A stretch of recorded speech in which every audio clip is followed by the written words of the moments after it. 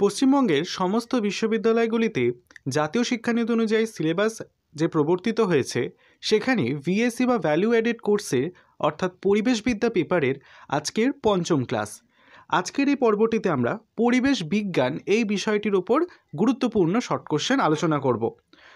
তাহলে দেখো, প্রথম প্রশ্ন বলছে, এক ফসলি কৃষি প্রধানত কী নির্ভর? উত্তর হবে বৃষ্টি নির্ভর। জলাশয়ে মাছের সংখ্যা কমে যাওয়ার মূল কারণ কি? উত্তর হবে জলের অম্লতা বৃদ্ধি। ড্যাশ প্রাণীটি একটি বিয়োজক। উত্তর হবে ছত্রাক প্রাণীটি একটি বিয়োজক। কলকাতায় বায়ু দূষণের কত শতাংশ যানবাহন থেকে সৃষ্টি হয়? উত্তর হবে 50%। পরিবেশে হাইড্রোস্ফিয়ার ড্যাশ বস্তু দ্বারা গঠিত? পরিবেশে হাইড্রোস্ফিয়ার জল দ্বারা গঠিত। পৃথিবীতে জীবমণ্ডলের গড় ভেদ কত কিলোমিটার? উত্তর হবে 13 কিলোমিটার। জীবমণ্ডলে সব উদ্ভিদই স্বভোজী। একটি প্রাপ্তবয়স্ক মানুষ ড্যাশ বার শ্বাস গ্রহণ করে? একটি প্রাপ্তবয়স্ক মানুষ 20,000 বার শ্বাস গ্রহণ করে। ভার্মিকম্পোস্ট তৈরি করতে কোন জীব কাজে লাগে? কেঁচো। উদ্ভিদের খাদ্য বর্জনের গুরুত্বপূর্ণ নিয়ন্ত্রকটির নাম কি? জল। ট্রপোপজের বিস্তৃতি প্রায় কত কিলোমিটার? আবার বলছি, ট্রপোপজের বিস্তৃতি প্রায় কত কিলোমিটার? উত্তর হবে 3 কিলোমিটার। পরের প্রশ্ন, মাটির উৎপত্তি হয়েছে কোথা থেকে? উত্তর হবে শিলা থেকে। প্যানজিয়া শব্দের অর্থ কী? সমস্ত খণ্ড। পরিবেশ সম্পর্কিত সমস্যাটি হল কত মাত্রিক?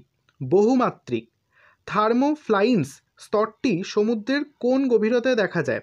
আবার বলছি, থার্মোফ্লাইন্স স্তরটি সমুদ্রের কোন গভীরতায় দেখা যায়? 300 থেকে 1000 মিটার গভীরতায়। মহাদেশের বার্ষিক ক্ষরণের হার কত কিমি? মহাদেশের বার্ষিক ক্ষরণের হার কত কিমি? 75 মিলিমিটার।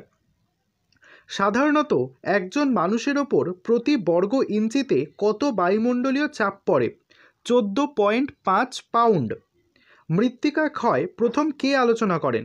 উত্তর হবে মেয়ার। পরের প্রশ্ন, সমুদ্রের গভীরে কত মিটার পর্যন্ত জীবের অস্তিত্ব লক্ষ্য করা যায়? উত্তর হবে 200 মিটার।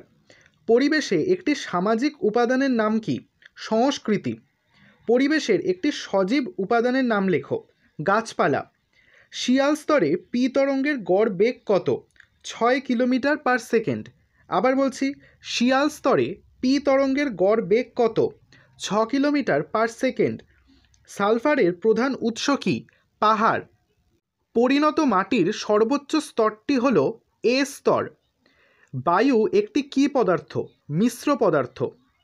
আবর্জনার স্তূপ থেকে ড্যাশ দূষিত গ্যাস নির্গত হয়? উত্তর হবে আবর্জনার স্তূপ থেকে মিথেল দূষিত গ্যাস নির্গত হয়। আদিম মানুষের প্রথম আবির্ভাব ঘটেছিল আফ্রিকায়। পৃথিবীর প্রায় 80 কোটি মানুষ অপুষ্টিতে ভোগে। ভাইরাস হলো একটি ড্যাশ উপাদান। ভাইরাস হলো একটি জৈব উপাদান। পৃথিবীর প্রাচীন অতিকায় মহাদেশটির নাম কী ছিল? উত্তর হবে প্যানজিয়া।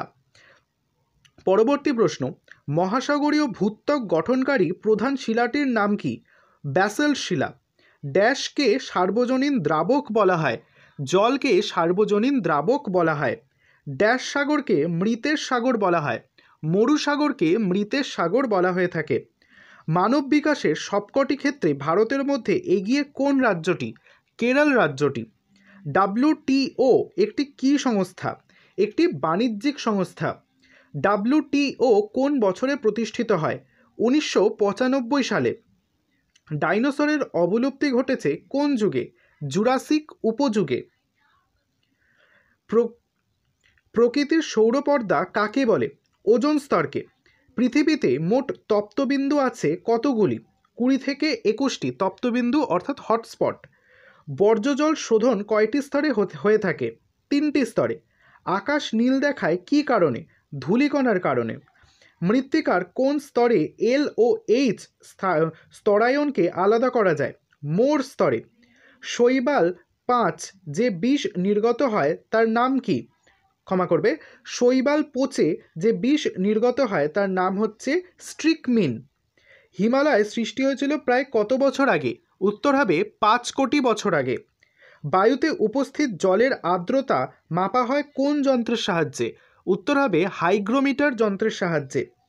রক্তচোষক অঙ্গ কার দেখা যায়? উত্তর হবে মশার। পৃথিবীর স্তরগুলিকে কয়টি হরাইজনে ভাগ করা যায়? 5টি হরাইজনে। আর হরাইজনে জলের স্তর দেখা যায়। ভারতের ভূমিকম্প প্রবণ অঞ্চলগুলিকে কয় ভাগে ভাগ করা যায়? উত্তর হবে 4 ভাগে। কোনো জীবহীন অঞ্চলে উদ্ভিদ ও প্রাণীর বিস্তারকে ড্যাশ বলে? সানসেন্স। উত্তর হবে সানসেন্স। খরা কয় প্রকার? খরা 3 প্রকার। হিমপ্রাচীর কোথায় দেখা যায়? উত্তর হবে আটলান্টিক মহাসাগরে। রাজস্থানের চলমান বালির স্তূপকে কি বলে? ধ্রিয়ান বলে। এলনিনো কি জাতীয় শব্দ? এলনিনো একটি স্পেনীয় শব্দ। ওজোন ছিদ্র প্রথম কত সালে আবিষ্কৃত হয়েছিল? 1995 সালে। প্রথমে মেরুদণ্ডী জীবের উদ্ভব ঘটে কোন যুগে? উত্তর হবে অর্ডোভিসিয়ান। আবার বলছি, উত্তর হবে অর্ডোভিসিয়ান।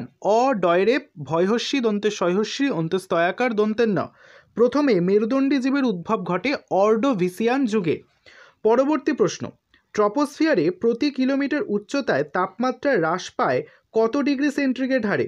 উত্তর হবে 6.5 ডিগ্রি সেন্টিগ্রেড হারে। অশ্বমণ্ডল কি? ভূপৃষ্ঠের কঠিন আবরণকে অশ্বমণ্ডল বলা হয়। এখানে তালিব শয় বয় হবে। ভূগর্ভে কয়টি গৌণ প্লেট দেখা যায়? 20টি। কোন যুগকে নগরায়নের যুগ বলা হয়? হলোসিন যুগকে নগরায়নের যুগ বলা হয়।